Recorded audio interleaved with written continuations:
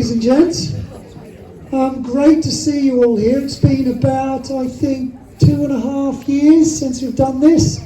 These days I do my demonstrations through Your Horsemanship, which, for those of you, and I see a lot of members here, are part of the online resource.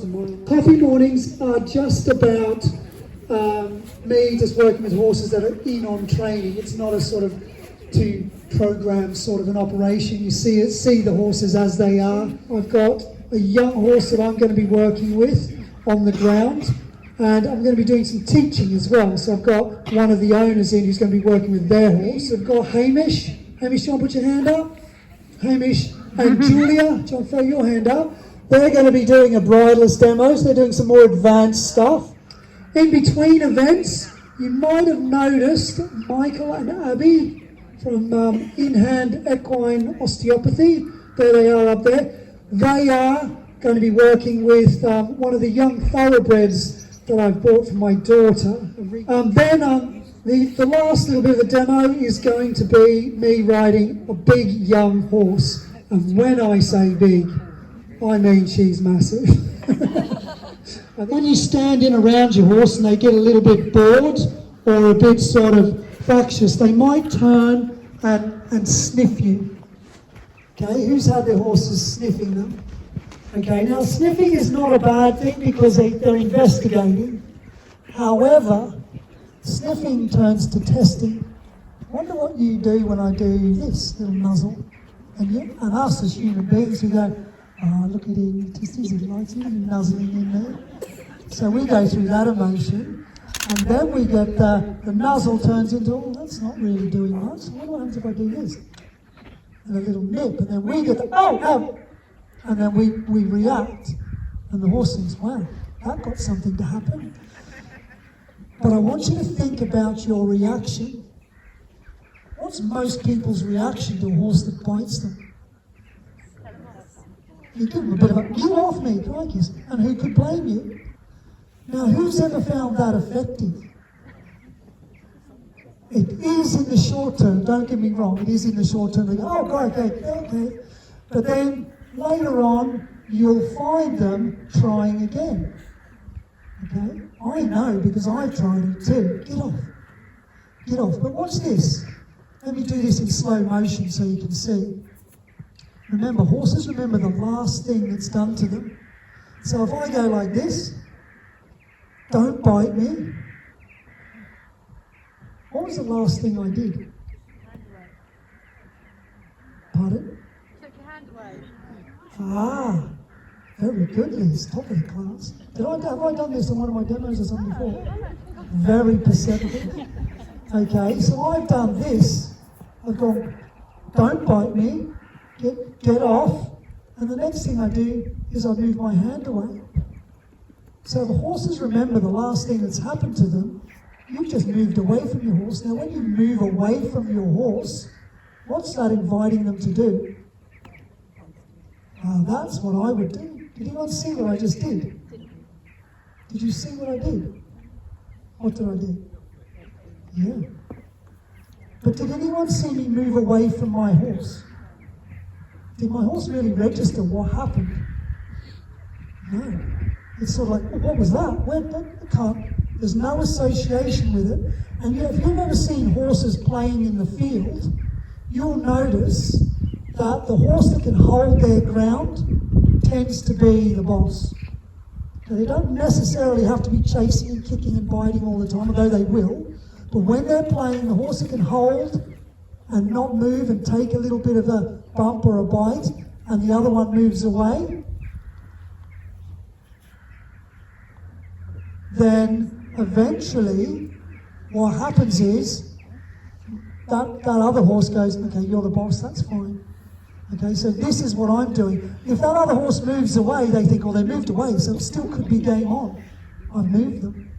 So respect and that sort of biting and testing can be exaggerated by moving in and going, don't do that. And there's a prime example. Okay, I've moved in, so move away, and then I've moved away, and then Bob has very quickly stepped back into my space. Okay, so Noel, what I want you to do is what I call the drill. So in the program, I do a simple exercise, and we can do it at a walk to start with.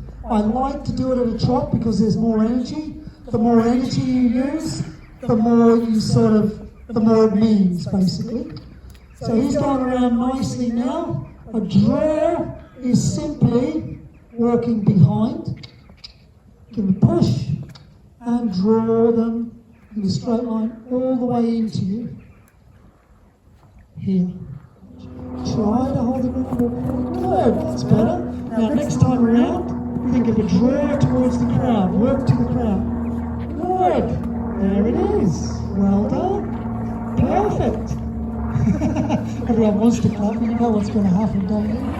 Brilliant. Now I'm going to do a stop. I'm going to stop him right here. Look at the change of my angle of my body. Whip away. There. So I've simply changed from pushing the hip to directing my energy at the head. And then I get that stop. So I see a lot of people pleading with their horses to stop on a lunge. Stop. It's going like this and nothing's really happening. So what I'm suggesting is there is a use of your body to help with your voice commands. Okay, so we're looking at the turn. Now this is a more dynamic sort of movement, not so easy to do. So I'll just demonstrate this, Noel, and we'll keep moving. These last two things are really important for personal space and respect, okay? When I move the whip over, okay, they start to recognize that whip, and we get that turn. So he's doing that quite well. Draw, and finish. I'll try with Fiero and see if he's doing it a little less well. So I might have to just add a little bit more energy. So here I'm going to bring the whip over. Good. And then I'm going to push into the hip. No. Hip. There. So the start of that turn is all about moving the hind end out of the way. So I see a lot of people that have horses that when you're working with your horse, or you want to go, if I want to go and see you guys, you'll do this. You right there, mate? I've just got to go over here. You good? Don't go out of your way for me. Do you see what I mean? You end up walking around your horse. So if I'm going to walk through, I've got this little exercise moving the shoulders. It revolves around backing up and walking through my horse. If they don't move out of my way, I might just ask for a little back up. No, there. And I'm looking for that foot, this foot here, to step across there like that. So, he needs a bit more energy. There. Bump him on the shoulder. There was a decent step. There's the step I'm looking for. Okay, that was the money. Okay, that's good. And I'm just looking to see, does that move freely, or does she grab like that? If she's grabbing, is it just because she's a bit tense, or is there some discomfort there? She's just a bit cross. Usually I find there's a strong link between the shoulder and the muscles of the shoulder blade. So if you think about the shoulder blade here, which is sitting here, it's entirely in muscle. So it's supported by the thoracic sling, so there's no actual bony attachment of the shoulder to the rest of the body. It's entirely held in muscle. So those muscles are very responsive to reflex and tension elsewhere. And so if there's tension, which we know there is in the lower cervical, which is the neck, that can have a huge impact in how well the shoulder is responding. So sometimes to treat a neck, I'll release the shoulder, or I'll work on the neck to release the shoulder. So it will depend on each horse and how responsive they are. You can see this side is much more fluid in movement. You see, so there is a difference. So I would say of the two sides, there's definitely more tension on the left shoulder. Yes. Okay, so this is their ankle joint here. So we look and see, does the ankle move? That's it. Then we come up into the stifle, which is the knee, the true knee. and then we can move right up into the hip joint It's never itself. been something that I've done, so it's a bit of a learning curve for both of us and for both these horses, and actually that to me is the main goal. I'm already trying to not use my reins as much as possible, just looking around the circle. Very cleverly, Jules is doing a good job of standing in the middle, and this follows on from Jason's thing on the ground, horses having draws. If my horse wants to stay close to its friend, it's always pulling it back round this circle. So it can be a really useful thing to have to encourage my horse to just travel off around my seat. So while Jules is going around like that, I'm just going to pull this bridle off, because she felt pretty good then, and we've done it a little bit, and let's be honest, it's what you guys are here to see. So I've got the rein around the neck just to help me steer with a little bit of left and a little bit of right as I need to. But I'm going to try and rely mostly on my seat. Oh, not yet. There we go. So travelling around the circle, trying to just use my seat to steer us. I'm going to prepare for a stop, so I'm going to think about dropping my seat. And good go. So we've moved on from that now, but we're just going to use shapes and circles, change the direction, just to let a horse travel around. Yeah, I'll drop this one. So I'm going to keep it nice and slow. I'm not quite as confident as you are. Pat the ball. There you go. So I'm going to try a couple of little lead changes now, just going slightly faster. Good go.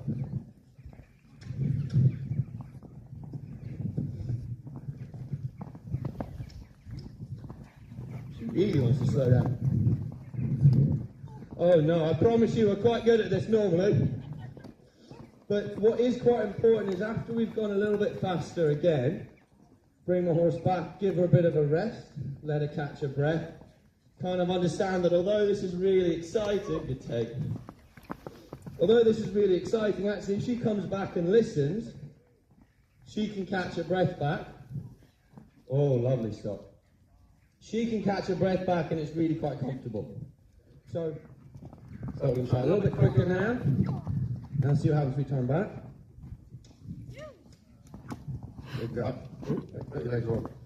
Alright, we'll try one more. So this is just a real test to see how much she's listening to my seat now, because I want to turn back to the right. Good job. And away we go again. Okay. And back we go. But that's our little curtain call. If anyone's got any questions, you can see us on the yard or you fire away. But I think Jason's coming down now with Big Ellen. Right. So I'm actually riding in double reins. One rein on the head collar, one rein on the bit. So I'm sort of sharing the load a little bit. Just for a while, because I do the process, I bit them and I'm fairly quickly on them and riding them. Some of them take a little bit longer to accept the bit, so I'd rather be getting some miles on their back and just leaving the mouth alone. And as they start to settle, and everything starts to come into a little bit of balance, you can pick up the reins and they're used to it. They're 3, 4, 5, 10 days in when you start really picking up the bridle, and they're much better. So sometimes I'll get a horse that will end up in this position. So I'm on my mounting block, and this is an exaggerated, we've probably all had it. You go to get on, your horse swings away from you. Who's had that? Bloody annoying, isn't it? Really annoying. So at that case, I might, so long as I've got my guide and drive, I can sort of push my horse over here, and I can give him a little push here. Get that step over. There's a good step. Encourage that step, and then bring her back up. Okay? If she swings her backside out again, then I'll do the same thing. I've asked Hamish to come in as a lead horse. So most of the time, and I'm going to sort of swap from lead horse to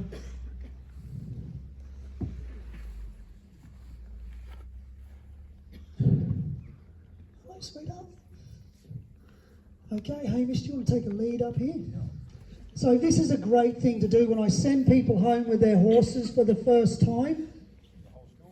Yeah, just go around the whole school. When I send people around with their home for their horses sometimes, I say start in your green zone. So the green zone will be doing something really simple like this. Just teach your horse to follow along until you get comfortable. Your horse gets comfortable, they're fairly relaxed. How's things down there, Hamish?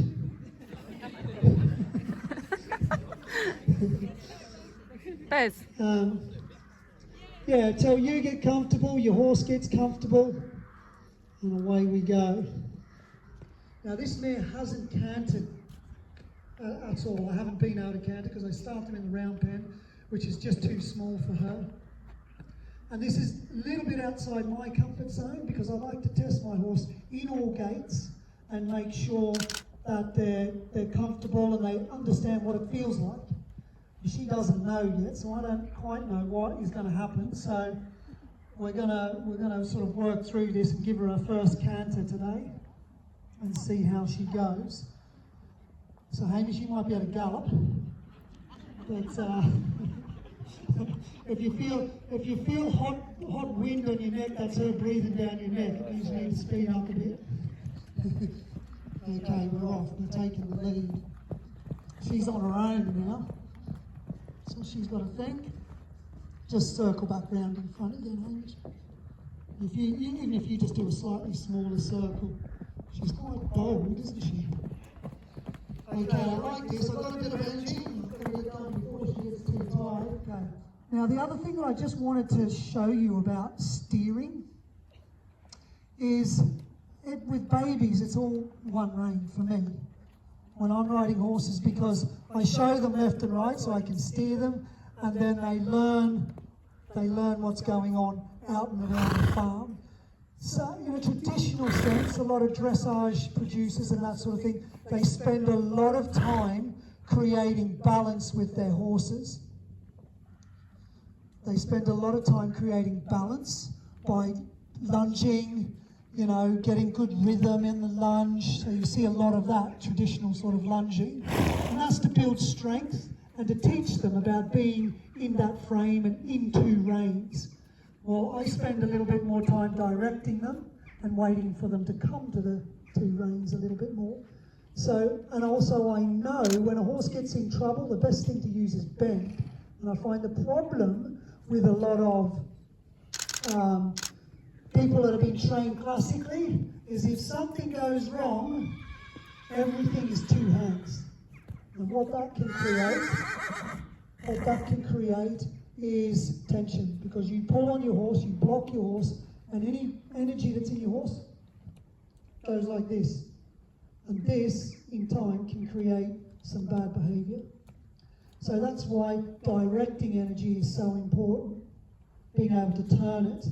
And when you're turning with your hands, what else are you turning with? Yeah, you've got to be turning with your body. So it's a constant question that I'm asking myself. Where are my horse's feet now? If I turn this way and I look that way, I push forward. So I've got a little bit of weight here on my inside leg and I'm just bumping, creating energy there. Did my horse go that way? Yes. Brilliant. Okay, let's try it this way again. She quite likes the gate. Okay, round we come. Keep going forward. This has got a little bit of weight in it. Bump. There's a good step. Good. And we're just taking those little wins. And you're clever and you don't even know it. Okay. I'm just she's just about done. That's all I want from her. I might try for one more canter, Hamish, but I'm going to see if you'll lead me again. Yep. And I'll just see if she's forward, then I'll do it. If she's not, then we'll leave it. Just we'll go around and see if she's good, better on the other way. Let's see if she goes. Okay. Yep, we'll try this way. Let's get going and see.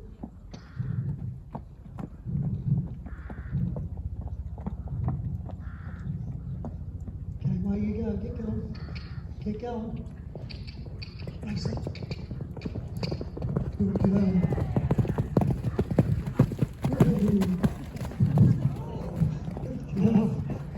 Well done.